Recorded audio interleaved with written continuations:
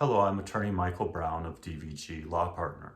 In this video, I discuss sources of strength for oppressed minority shareholders in Wisconsin. The first source of strength involves shares. Obviously, the more shares or ownership you have in the company, the more power or potential power or rights you have.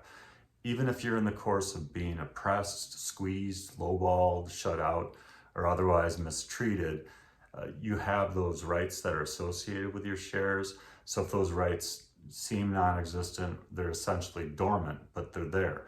They could be activated and put to use, often through retaining a lawyer to help if circumstances are right. I'll get to that a little bit later. But the main thing to know is that there are rights inherent to you simply having shares in the company, and the more shares you have, the more potential rights you have. The second source involves documents. Documents, I'll say in general, more specifically the contracts, resolutions, bylaws, articles of incorporation, and so on. Certain types of documents often contain terms that could be useful and contain rights for oppressed minority shareholders. The third source of strength, I'll say generally to be laws. More specifically, there are statutory laws and there are laws that involve cases in court. Statutory laws in Wisconsin that can be helpful for an oppressed minority shareholder fall under Wisconsin Chapter 180 for business corporations and shareholders in that context who are being oppressed, or in Chapter 183 of the Wisconsin statutes for LLC members or owning members who are being oppressed and who are seeking recourse can have rights under that statute.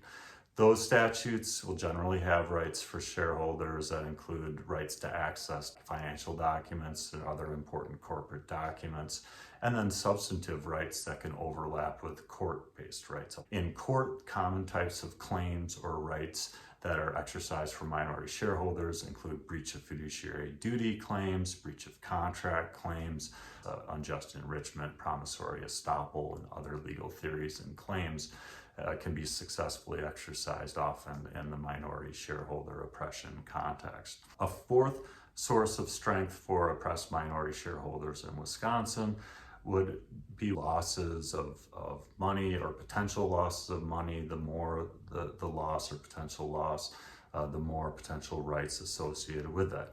Might seem a little paradoxical that the more you're hurt, so to speak, or can be hurt financially, the more potential strength to legal rights and potential legal claims and recourse. But that's truly what the case is, that if there's more at stake, there's more potential rights or strength to potential legal claims.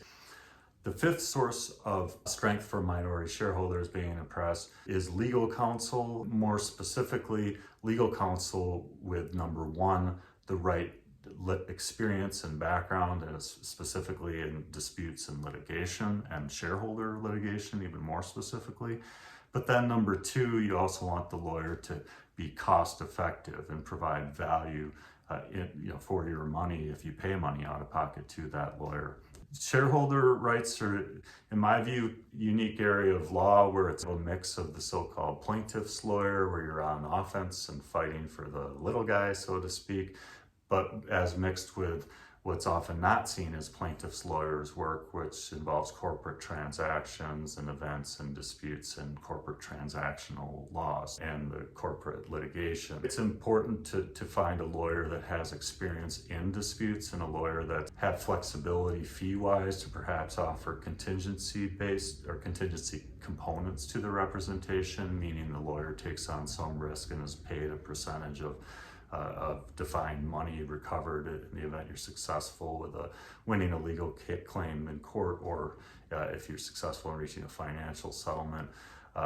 Plaintiff's lawyers, so to speak, that deal with shareholder-specific scenarios can often offer options fee-wise where there's less money paid out of pocket as compared to more traditional hourly fees that are usually charged for legal work as a general matter. Hopefully this information is of help. If you have any questions at all or want to discuss your situation for a free consultation, feel free to contact me. Again, my name is Michael Brown and I work with DVG Law Partner in Wisconsin. Thank you.